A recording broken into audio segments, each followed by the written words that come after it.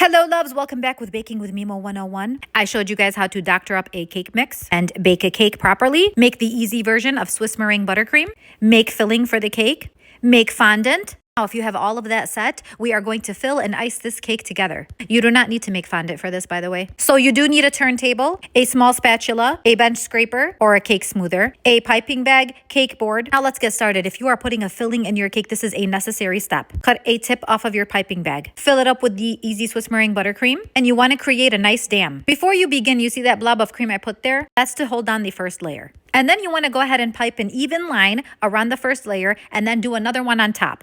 Now you want to make sure you seal that buttercream in so nothing seeps out of the cake. I'm pressing down on both of those layers and kind of sealing the edges in by pushing it in towards the cake. Or towards the middle, actually. So I go around the entire first layer, and then I go ahead and I take my spatula and I spin it, giving it one final seal. Now, when you did this, or when you do this, the cream is going to bulge on the side a little bit. So you're going to go ahead and go around to kind of straighten it back up.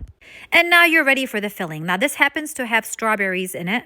So I filled the cake with whatever filling the customer requested. And I didn't put too much filling because I want to save room for the strawberries. So you want to push the filling all the way up to the edge.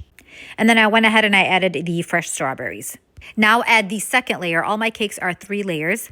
And you want to seal that cream in between. Do you see that little space right there? You don't want anything creeping out of it. So I also leveled the cake as well so that they're on top of each other. And I am closing up that seal. I'm also smoothing out the cream that kind of bulged out when I put the second layer on top.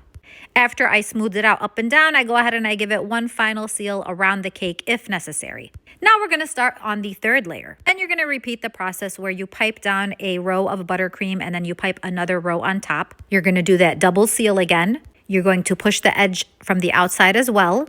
And then you add the filling going towards the edge. Add the fruit if you have any. And then finally put that top layer on. And we're going to seal those edges one more time. You see how much space there is right there? Again, we don't want any of that seeping out. Now, before we ice this, take the cake and put it in the freezer for a good 10 minutes to firm up that layer in between. You don't want the cream to move at all. Now, I pipe on my cream in lines. You can do what others do. I see them put a huge blob on top and kind of just smear it down.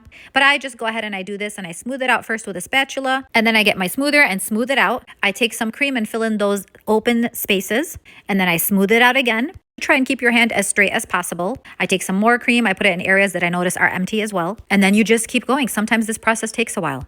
Then I smooth the top layer inwards. I also hold it steady as I spin it around to flatten the top or to level the top. And one last smush in. Now this is just the crumb coat. I'm going to ice it one more time with the specific color. Join me next time for how to perfectly ice a cake.